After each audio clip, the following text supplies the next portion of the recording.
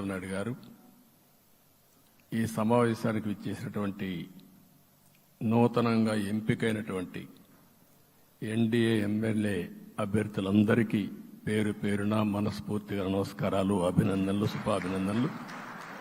అందరూ కూడా మనస్ఫూర్తిగా కంగ్రాచులేషన్స్. అదే సమయంలో మీరందరూ కలిసి నన్ను శాసనసభ నాయకుడిగా, ఎన్డీఏ శాసనసభ నాయకుడిగా ఎన్నుకున్నందుకు మనస్ఫూర్తిగా అందరికీ నమస్కారాలు తెలియజేస్తున్నా, అభినందనలు తెలియజేస్తున్నా, ధన్యవాదాలు. ఇప్పుడే మిత్రులు మాట్లాడారు. నేను కూడా చాలా ఎన్నికలు చూశాను. ఈసారి రాష్ట్ర చరిత్రలో ఎప్పుడూ ఇవ్వనటువంటి తీర్పు ఇచ్చారు. ఈ తీర్పు మళ్ళీ నిలబెట్టుకునే బాధ్యత మనందరిపైన ఉంటుంది. అయితే రాష్ట్రంలో ఉండే 5 కోట్ల ప్రజలందరికీ శిరస్సు వంచి పాదాభివందనం చేస్తున్నా. ఈ రాష్ట్రాన్ని కాపాడుకోవడానికి మీరు చూపించిన చొరవ కోసం అందరం కూడా ఒకటి క్యాంపెయిన్ చేశాం. ప్రజలు గెలవాలి, రాష్ట్రం నిలబడాలి. ప్రజలు గెలిచారు. రాష్ట్రాన్ని నిలబెట్టే బాధ్యత ఇక్కడుండే శాసనసభ్యులపైన, మనందరిపైన ఉంది. ఈ విషయం మనం గుర్తుపెట్టుకోవాల్సిన అవసరం ఉంది. ఒక అరాచక పాలన, ఒక విధ్వంసకర పాలన. మామూలుగా ఇది చూస్తే ఈ కూటమి ఏర్పాటు చేసినప్పుడు కూడా నేను ఎప్పుడూ మర్చిపోలేను. ఇప్పుడే పురంధేశ్వరి గారు చెప్పారు, పవన్ కళ్యాణ్ గారు చెప్పారు. 3 పార్టీలు కూడా ఒక అత్యున్నతమైన ఆశయాల కోసం పార్టీలు పెట్టినప్పటికీ ఈరోజు కలయిక కూడా మీరు చూస్తే, ఈ కలయికని చాలా ఎన్నికలు చూశాను కానీ నా చరిత్రలో ఎన్నికలైన తర్వాత కంప్లైంట్స్ ఉండేటివి. ఇక్కడ పలానోళ్ళు సరిగా పనిచేయలేదు, ఇక్కడ ఈ నాయకులు కోఆపరేట్ చేయలేదని. నేను చూసిన మొట్టమొదటి ఎన్నిక, ఈసారి ఎన్నికల్లో మాత్రం 100కి 100% 3 పార్టీల నాయకులు, కార్యకర్తలు సమిష్టిగా పనిచేశారు. దానికి కారణం మనం ఒకసారి అన్వేషిస్తే, ప్రజలు మనోభావాలకు అనుగుణంగా మన కార్యకర్తలు కూడా ప్రవర్తించే పరిస్థితికి వచ్చారు. రాష్ట్రంలో ఉండే ప్రతి ఒక్క కార్యకర్తని, 3 పార్టీల తరపున ఉండే ప్రతి ఒక్క కార్యకర్తని, నాయకుడిని మనస్ఫూర్తిగా అభినందిస్తున్నా, ధన్యవాదాలు తెలియజేస్తున్నా, కృతజ్ఞతలు తెలియజేస్తున్నా. మేము చాలా వేవ్స్ చూసాం.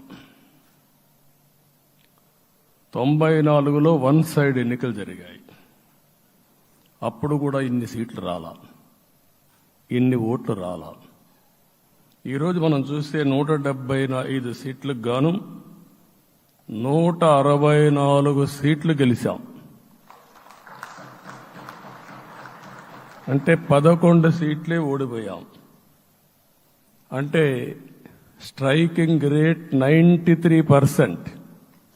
అంటే మామూలుగా 93% రావడం అనేది దేశ చరిత్రలోనే అరుదైన అనుభవం ఇది. అలాంటి అనుభవం ఇక్కడ చూపించారు. ఓటింగ్ కూడా 57% ఓట్లు వేశారు. మనకు 50% ఓట్లు వేస్తే ఎక్కువ అనుకుంటాం. అలాంటిది 57% ఆవరేజ్గా ఈ రాష్ట్ర ప్రజానీకం మనల్ని ఆశీర్వదించారంటే మనలో ఎంత బాధ్యత పెరిగిందో మనం ఒక్కసారి గుర్తుపెట్టుకోవాల్సిన అవసరం ఉంది. జిల్లాల వారీగా, పార్లమెంట్ల వారీగా విశ్లేషిస్తే శ్రీకాకుళం క్లీన్ స్వీప్, 7కు 7 గెలిచాం. విజయనగరం అన్నీ గెలిచాం. అరకు 2-3 ఎన్నికల్లో మనం గెలవకుండా ఈసారి ఎన్డీఏ అభ్యర్థులు చూస్తే 7కు 5 గెలిచాం. మన దురదృష్టం పార్లమెంట్ పోయింది.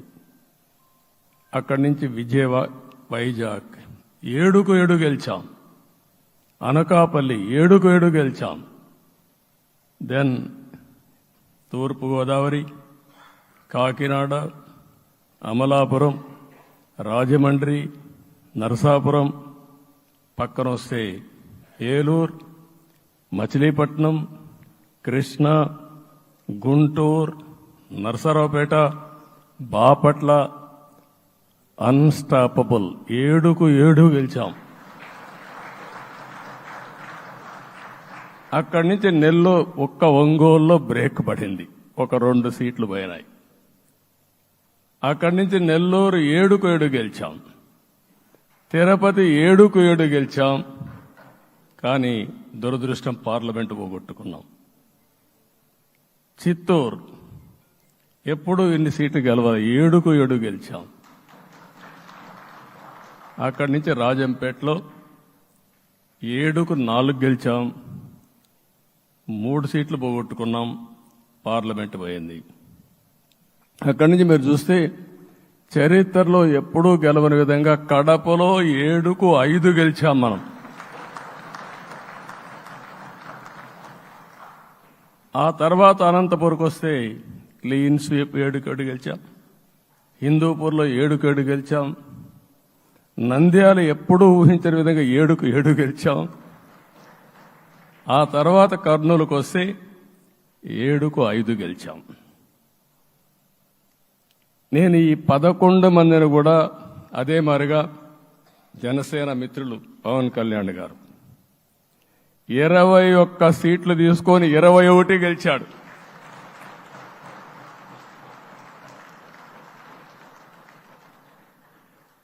బీజేపీ 10 సీట్లు తీసుకుంటే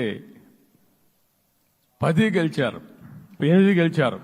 అంటే 10కి 8 గెలవడం అనేది ఒక చరిత్ర. ఆ 2 సీట్లు కూడా కొన్ని ప్రత్యేకమైన కారణాల వల్ల ఓడిపోయాం తప్ప ఇంకోటి కాదు. అంటే ఇక్కడ ఒక లెసన్ మనందరికీ అర్థమైంది ఏంటంటే, అభ్యర్థులు గట్టిగా నిలబడుకున్న ప్రతి ఒక్క చోట ప్రజలు మనల్ని ఆశీర్వదించారు, గెలిపించారు.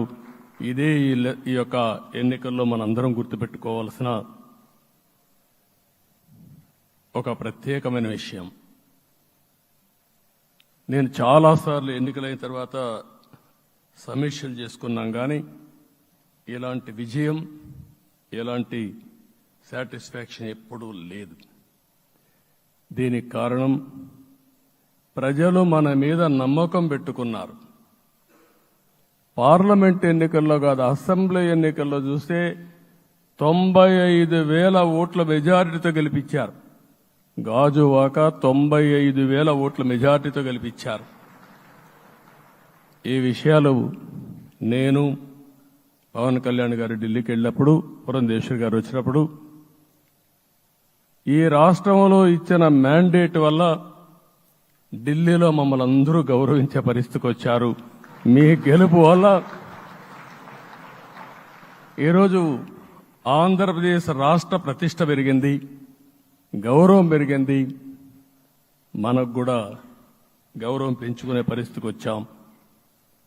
అయితే ఇక్కడ ఒక విషయం మనం గుర్తుపెట్టుకోవాల్సింది, ఎంపిక చేసినప్పుడు అన్ని విషయాలు మేము కూలంకుషంగా ఆలోచించాం. ఏ సీటు ఏ అభ్యర్థులు ఏ పార్టీ తీసుకుంటే గెలుస్తారో ఆలోచించాం. ఒకసారి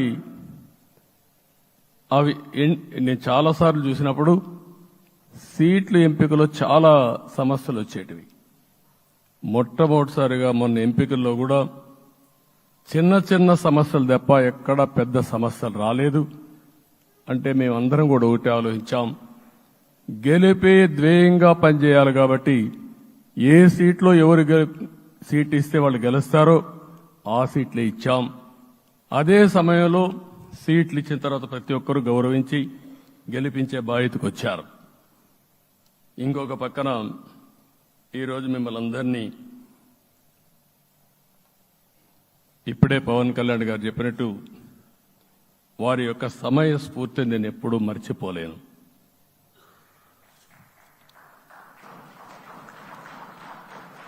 మొట్టమొదటిసారిగా నేను జైల్లో ఉన్నప్పుడు వచ్చాడు.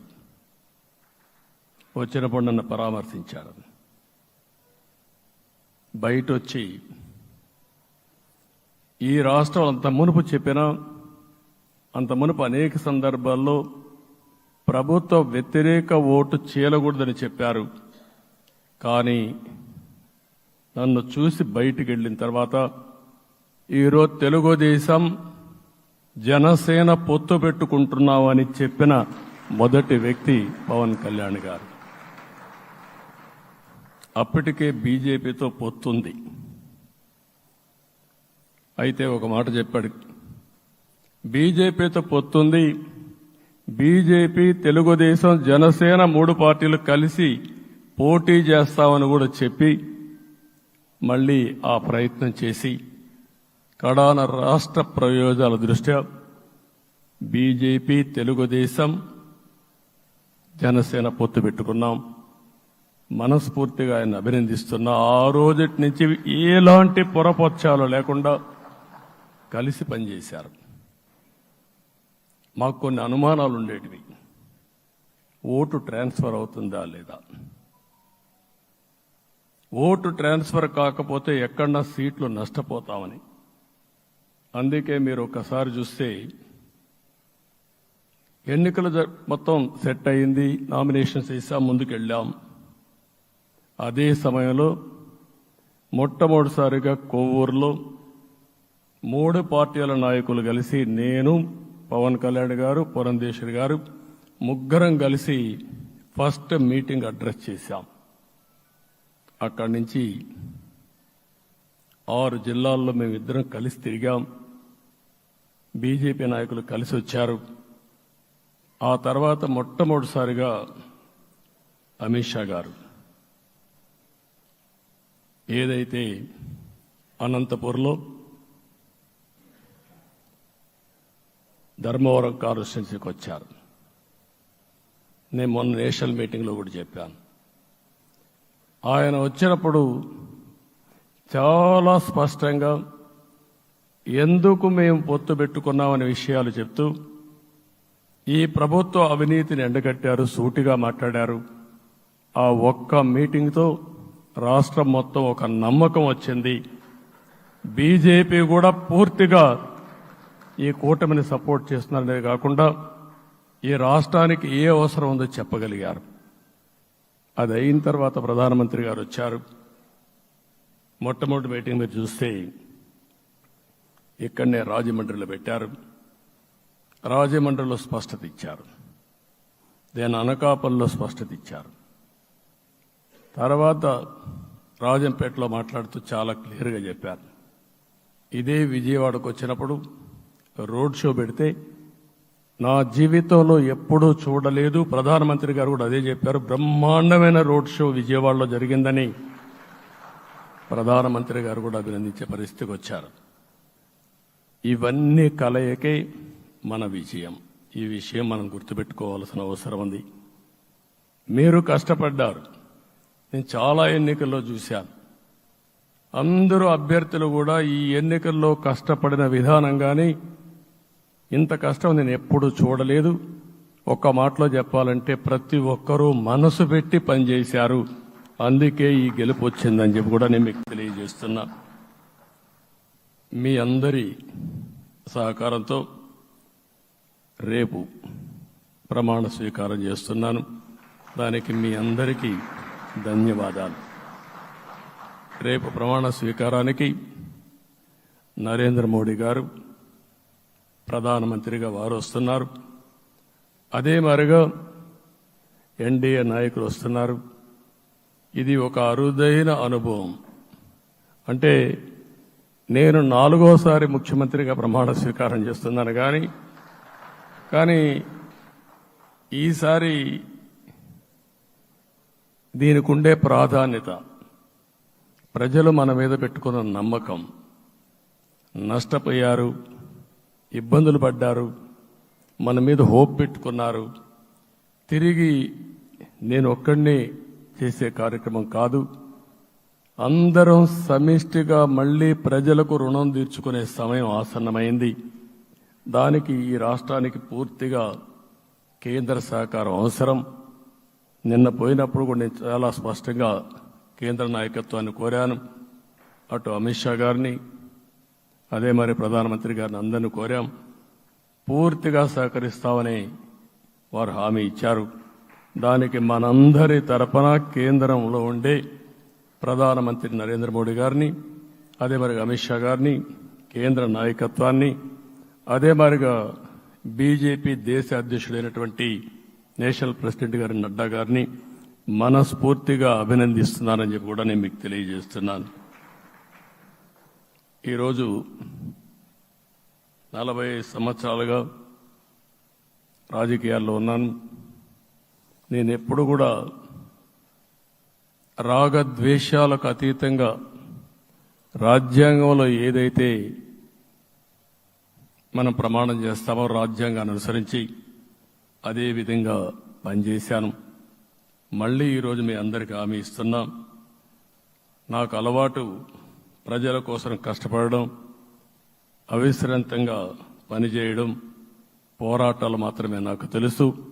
ప్రజాహితం మాత్రం తెలుసు. తప్పకుండా దాన్ని నిలబెట్టుకుంటా. ఇన్ని దశాబ్దాలుగా కూడా ప్రతి అడుగు కూడా మీరు ఒకసారి చూస్తే ప్రతి ఆలోచన, తపన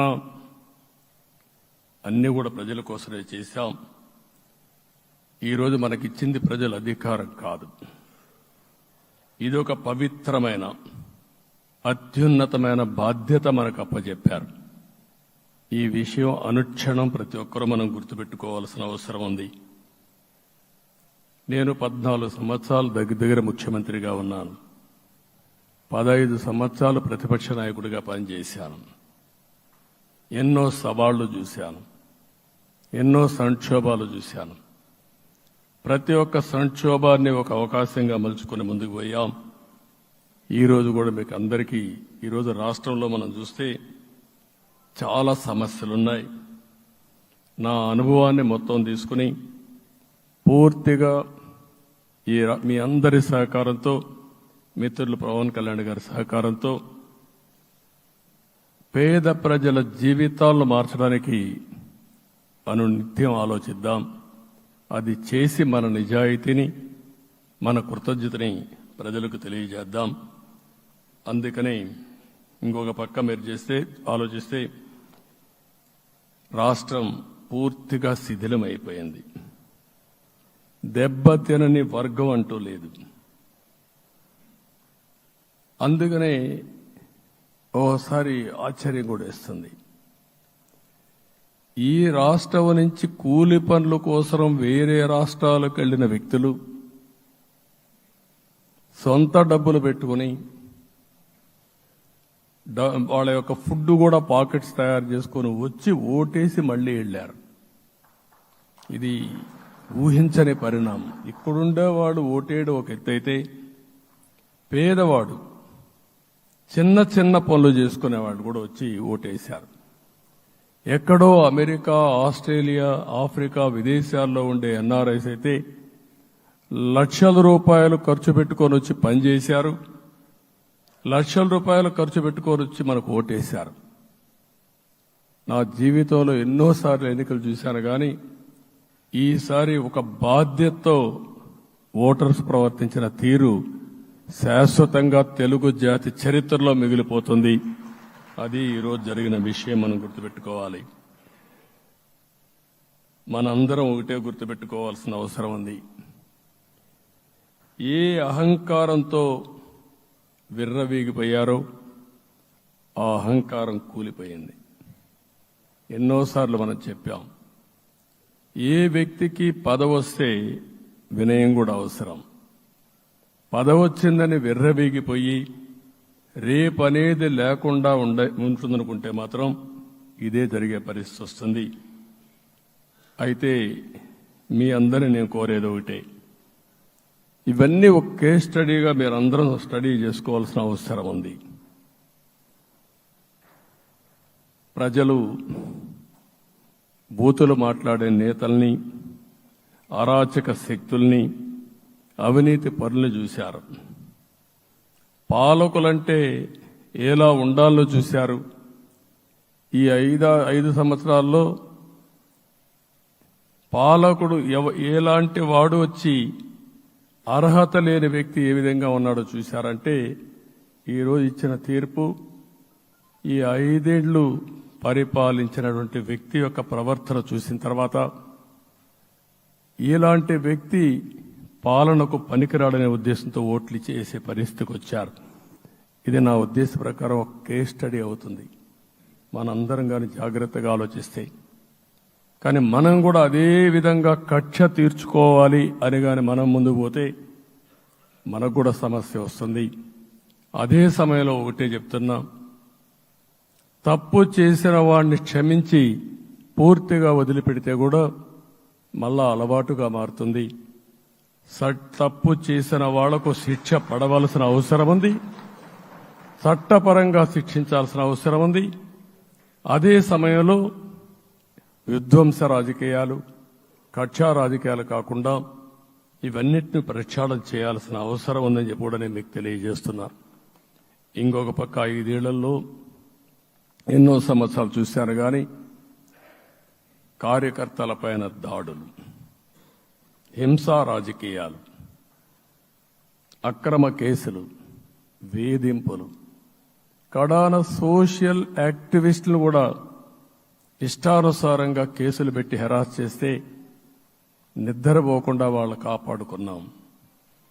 ఇంకొక పక్కన అన్ని పార్టీలకు 3 పార్టీలకు అనుభవం ఉంది.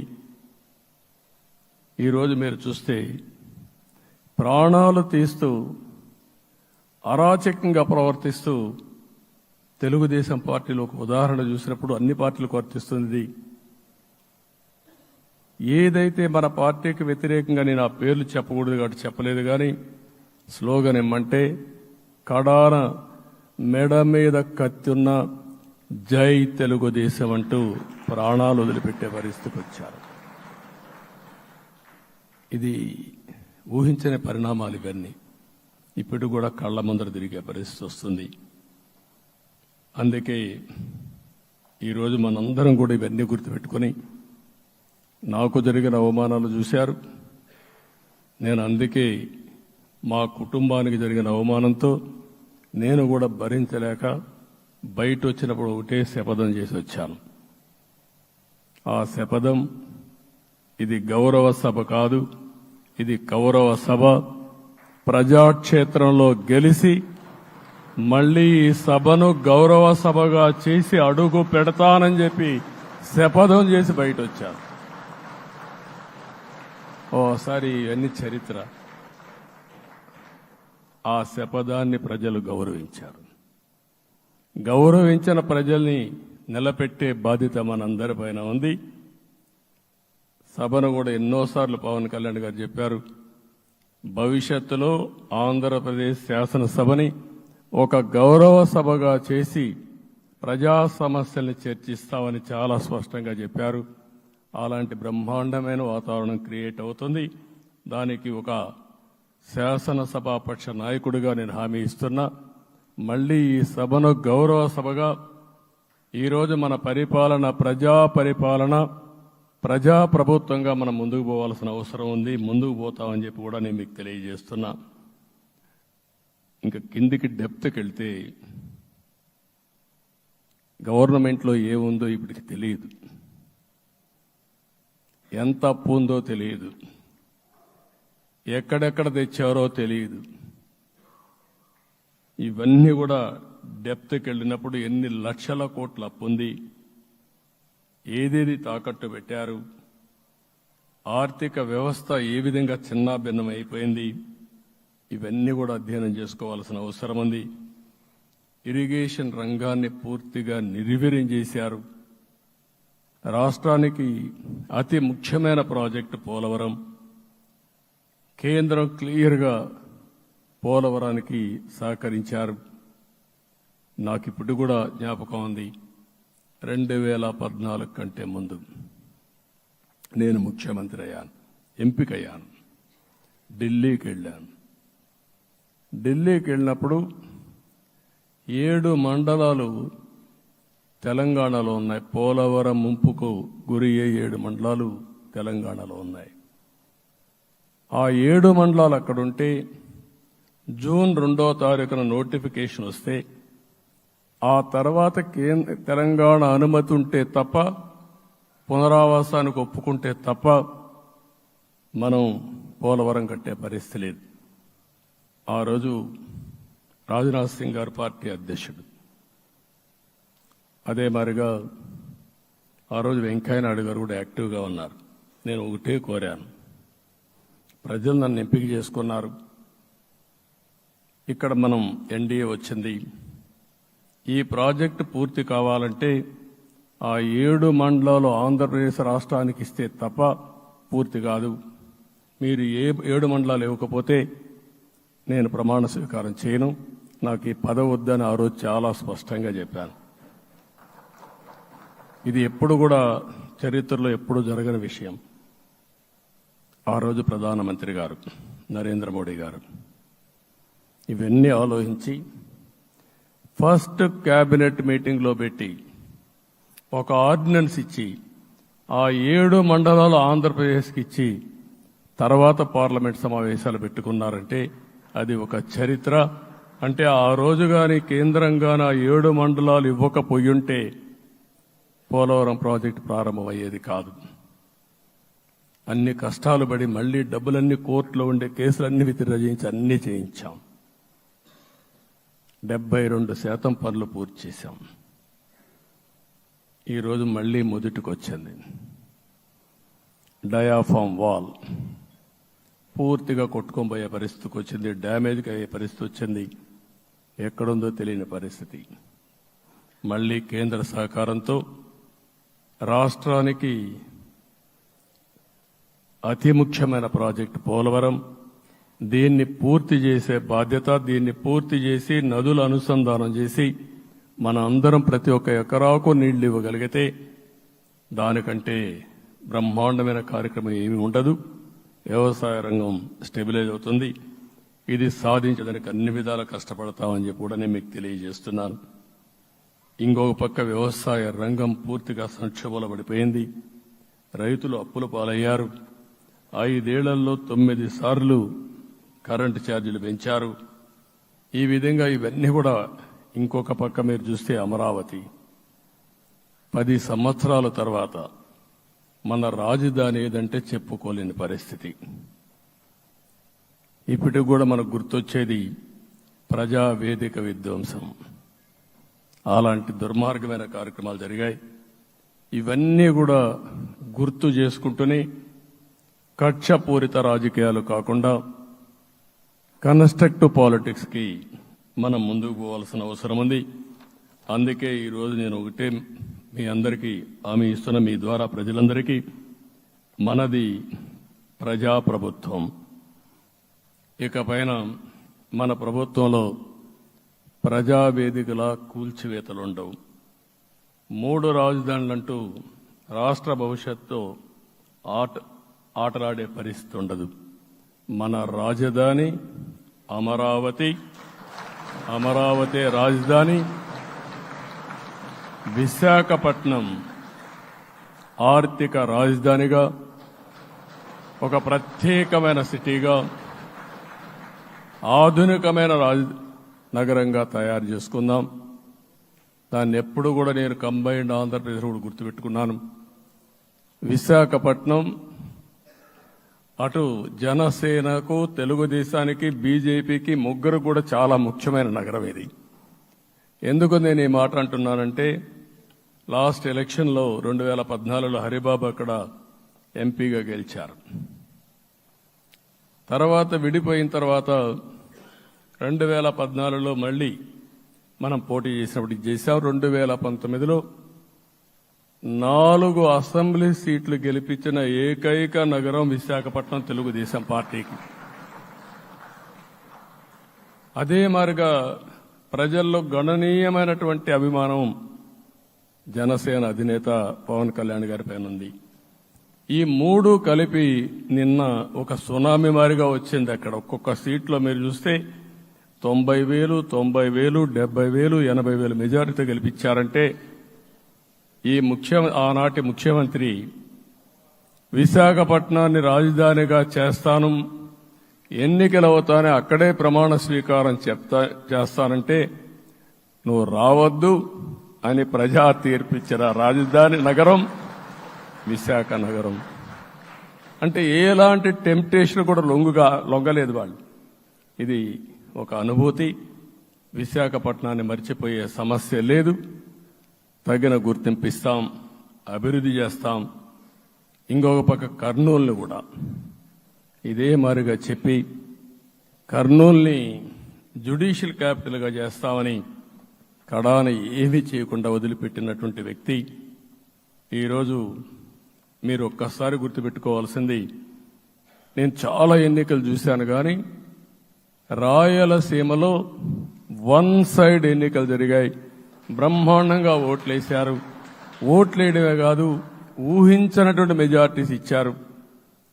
ఇది నేను కొంచెం భయపడ్డాను బిగినింగ్లో, కానీ ఊపు చూసిన తర్వాత మాత్రం అనిపించింది అందరూ ఎక్స్పెక్ట్ చేశారు రాయలసీమలో కొంచెం ఇబ్బంది ఉంటుందని. అలాంటి రాయలసీమ తిరుగుబాటు చేసే పరిస్థితికి వచ్చింది.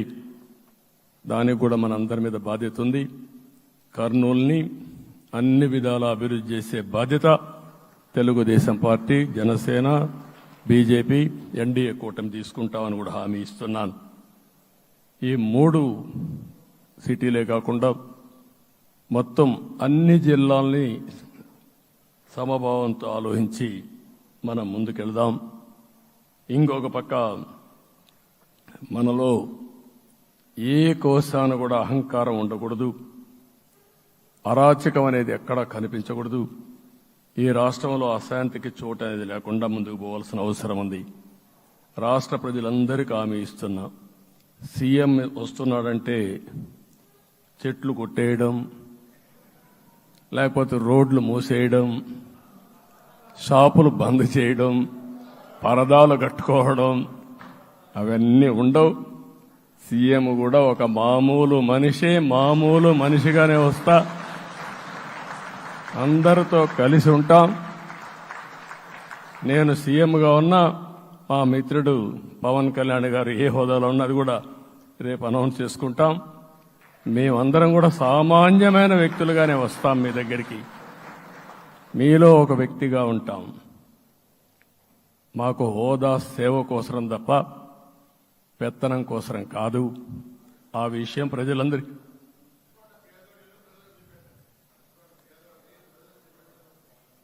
అవన్నీ చేస్తాం. ఇంకొక పక్కన నిన్న మొన్న నేను వస్తానంటా ఉంటే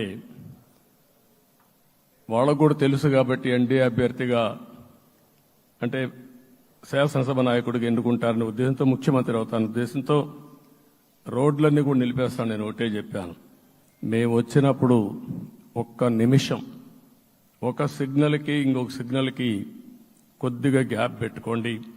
అవసరమైతే ఒక 5 నిమిషాలు లేట్ అయినా మాకు పర్వాలేదు, కానీ ప్రజలు ఎవ్వరికీ ఇన్కన్వీనియన్స్ కలగకూడదని చాలా స్పష్టంగా ఆదేశాలు ఇచ్చాం. కాబట్టి అవన్నీ మనం చేద్దాం. ఇంకొక పక్కన దాడులు చేసి బాధితులపైనే కేసులు పెట్టే పరిస్థితి ఉండదు ఈ రోజు నుంచి. అది కూడా మనం చూసాం. ఏ ఒక్కరి ఆత్మగౌరవానికి భంగం కలగదు. ఒక పాజిటివ్ గవర్నెన్స్ అన్ని చోట్ల కనపడుస్తుంది. ప్రజాహితం కోసమే పనిచేస్తాం. ప్రతి నిర్ణయం, ప్రతి అడుగు ప్రజల కోసమే ఉంటుంది. స్టేట్ ఫస్ట్ అనే నినాదంతో ముందుకు పోతాం. ఈరోజు మేము ముగ్గురం కూడా ఢిల్లీలో వెళ్ళినప్పుడు కూడా మా ఆలోచన ఈ రాష్ట్రం ముందుండాలనే ఉద్దేశంతోనే ముందుకు పోయాం. అదే సమయంలో ఈరోజు మన రాష్ట్రానికి కూడా సముచితమైన గౌరవం. 3 మంత్రులు కేంద్రంలో మన వాళ్ళు ఉండే పరిస్థితికి వచ్చారు. ఒక పక్కన రామ్మోహన్ నాయుడు శ్రీకాకుళం ఎంపీ, ఆయన కేంద్రంలో మంత్రి పదవి, కేబినెట్ పదవి వచ్చింది. ఇంకొక పక్కన పెంబసాని చంద్రశేఖర్కి స్టేట్ మినిస్టర్గా ఎంఓఎస్ కింద ఇచ్చారు. మూడోది కూడా ఒక సామాన్యమైన కార్యకర్త Srinivasa Varma, Narasapur MP, BJP MP, ఈరోజు కేంద్రంలో మంత్రి స్థానం వచ్చింది. ఓసారి బీజేపీలో కూడా ఇది ఒక ప్రత్యేకత. ఆయన ఎంపీ ఇచ్చినప్పుడు నాకే ఆశ్చర్యం వేసింది. ఒక మామూలు వ్యక్తి ఎంపీ ఇచ్చారు. అప్పుడు ఆలోచించినప్పుడు నేను ఫస్ట్ మీటింగ్ పోతే వచ్చాడు. వచ్చినప్పుడు నేను ఎంక్వైరీ చేస్తే ఆయన స్ట్రాంగ్గా పార్టీ కోసం పనిచేశాడు. ఒక పార్టీ కార్యకర్తను గుర్తించిన పార్టీ భారతీయ జనతా పార్టీ. అది కూడా తెలుగుదేశంలో కూడా చేస్తున్నాం, జనసేనలో కూడా చేస్తున్నాం. వారి యొక్క ప్రత్యేకత. ఈరోజు నిన్న కూడా మనం అందరం చూస్తే మోదీ గారు మొన్నే మీటింగ్ అయినప్పుడు చూశాం, ఆయన స్పీచ్ను కూడా చూశాం. నేను కూడా చాలా స్పష్టంగా చెప్పాను, 10 సంవత్సరాల మోడీ గారి పరిపాలన దేశ ప్రతిష్ట పెంచింది. ప్రపంచంలోనే భారతీయులకు గుర్తింపు వచ్చింది. 11వ స్థానంలో ఉన్న ఆర్థిక వ్యవస్థ ఈరోజు 5వ స్థానానికి తీసుకొచ్చారు. ఇంకొక పక్కన ఎన్డీఏ 3.0 ఈ పరిపాలన 5 ఏళ్లలో 5వ స్థానం నుంచి 3వ ఆర్థిక అతిపెద్ద దేశంగా భారతదేశం ఎమర్జ్ కాబోతుంది. ఇది మన దేశానికి గర్వకారణం. ఇంకొక పక్కన ఆయన కల వికసిత్ భారత్ 2047, మనందరి కల వికసిత్ ఆంధ్రప్రదేశ్. ఇది మనందరం ఒక కలగా పెట్టుకొని ముందుకు పోవాల్సిన అవసరం ఉంది. అదే సమయంలో మనందరి ఆలోచన పేదరికం లేని సమాజం, zero poverty nation, zero poverty state, zero poverty నియోజకవర్గం. ఇది ఎన్టీ రామారావు గారి కళ. ఆయన చాలాసార్లు నేను మొన్న కూడా చెప్పాను, ఒకప్పుడు కమ్యూనిజం, క్యాపిటలిజం, సోషలిజం ఇది ఆర్థిక సంస్కరణ రాని ముందు ప్రతి ఒక్కరిని అడిగే విధానం. ఎవరిని అడిగినా మీరు ఏ సైడ్ ఉంటారని అడిగేవాళ్ళు. అలాంటి సమయంలో ఎన్టీ రామారావు గారిని మీరు ఏ ఇజాన్ని నమ్ముతారో చెప్పమంటే, నాకు ఈ ఇజాల గురించి తెలియదు, నాకు తెలిసింది ఒకే ఒక ఇజం, అది హ్యూమనిజం అని చెప్పిన ఏకైక నాయకుడు భారతదేశంలో ఎన్టీ రామారావు గారు. ఆయన ఆ రోజు చెప్పింది పేదరికం లేని సమాజాన్ని సృష్టించాలని, పేదవాళ్లే దేవుళ్ళు, సమాజమే దేవాలయం అని చెప్పిన వ్యక్తి. ఆ కళని సాధికారం చేద్దాం. అదే నేను నిన్న చెప్పినప్పుడు కూడా ఈ దేశం అభివృద్ధి కావడంలో ఎలాంటి అనుమానం లేదు. కానీ ఆ అభివృద్ధి ఫలితాలు పేదవాళ్లకు తీసుకుపోవడంలో కాన్షియస్ ప్రజా నిర్ణయాలు తీసుకోవాలి, పబ్లిక్ పాలసీ తీసుకోవాలి. దానికి మన రాష్ట్రం నాంది పలికి కేంద్రానికి కూడా ఒక ఆదర్శంగా మనం నిరూపించుకుందాం. దానికి మీరందరూ కూడా మీ స్థాయిల్లో మీరు చేయాల్సిందిగా నేను కోరుకుంటూ ఈరోజు ప్రజలందరికీ విజ్ఞప్తి చేస్తున్నాం. మీరు ఓట్లు వేశారు, మమ్మల్ని గెలిపించారు, మీరు గెలిచారు, మీ పని అయిపోలేదు. కానీ మమ్మల్ని అనునిత్యం ఆశీర్వదించుతూ నడిపించే బాధ్యత ప్రజల్ని తీసుకోమని పూర్తిగా కోరుకుంటున్నాం.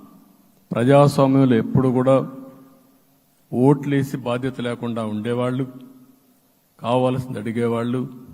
నిన్న ఎన్నికల్లో చాలా మంది నేను చూశాను, ఫస్ట్ టైం పోలింగ్ ప్రారంభం అవుతానే అరాకొర వచ్చేవాళ్ళు. పోలింగ్ స్టేషన్లో కూడా మనుషులు ఉండేవాళ్ళు కాదు. కొంతమంది మధ్యతరగతి అబవ్ ఉండేవాళ్ళైతే ఎప్పుడో మధ్యాహ్నం పైన పోదామని ఇంట్లో లీజర్గా పడుకునేవాళ్ళు. మధ్యాహ్నం పైన కూడా ఖాళీగా ఉంటే వచ్చేవాళ్ళు. ఎండలు ఎక్కువ ఉంటే కొంతమంది అవాయిడ్ చేసేవాళ్ళు. అందుకే మొన్న ఎన్నికల్లో మీరు చూస్తే ఫస్ట్ అవర్లో ప్రతి ఒక్క పోలింగ్ స్టేషన్ ఫుల్గా క్యూలు ఉన్నాయి.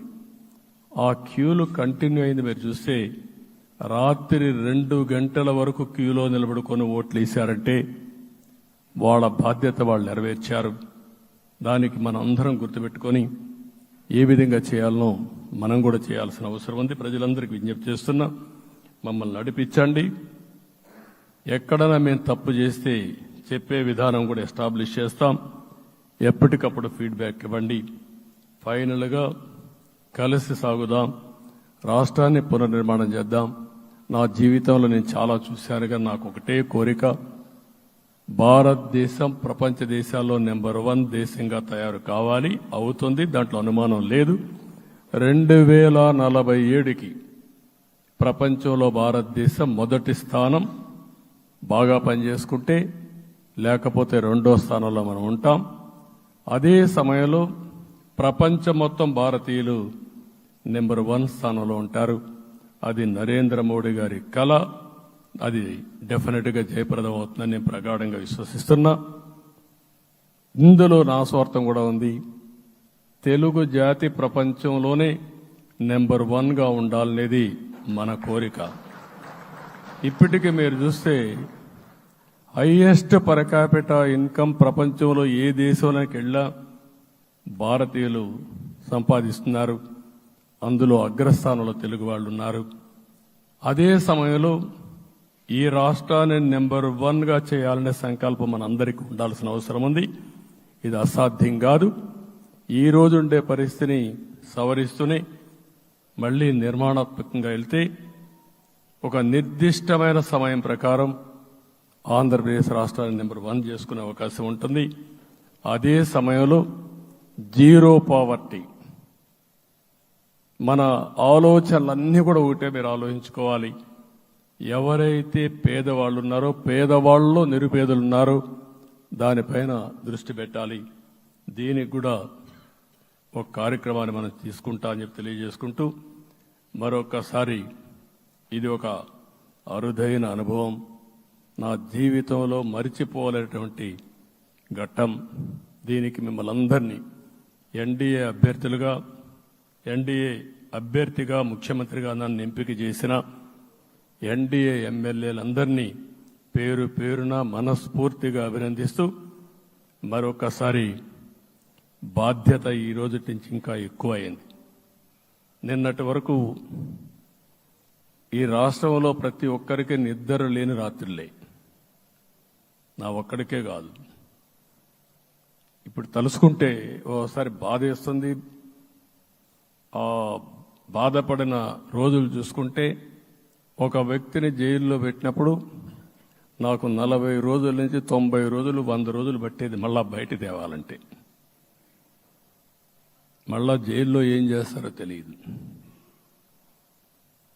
అక్కడి నుంచి ఇంకా ప్రెషర్ మౌంటప్ చేసుకుంటూ వచ్చాం.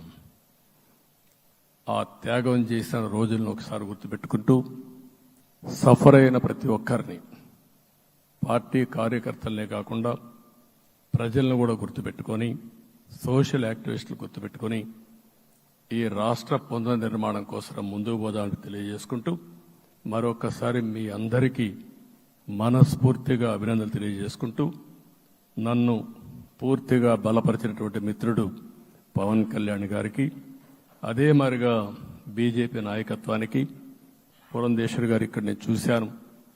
మేమిద్దరం, వారు ఎంపీ అభ్యర్థిగా ఉన్నప్పటికీ ఎప్పుడో కంప్లైంట్ చేసినా, లేకుంటే కోఆర్డినేషన్ ప్రాబ్లం వచ్చినా ఇమీడియట్గా స్పందించి వారు కూడా కోఆర్డినేట్ చేశారు.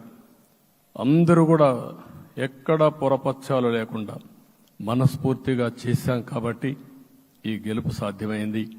ఈ గెలుపుకు సహకరించిన ప్రతి ఒక్క నాయకుడికి, ప్రతి ఒక్క పార్టీకి, ప్రతి ఒక్క కార్యకర్తకి, ప్రజలందరికీ కూడా పేరు పేరున మనస్ఫూర్తిగా నమస్కారాలు తెలియజేసుకుంటూ మీ అందరి దగ్గర సెలవు తీసుకుంటున్నాను. జై హింద్, జై హింద్.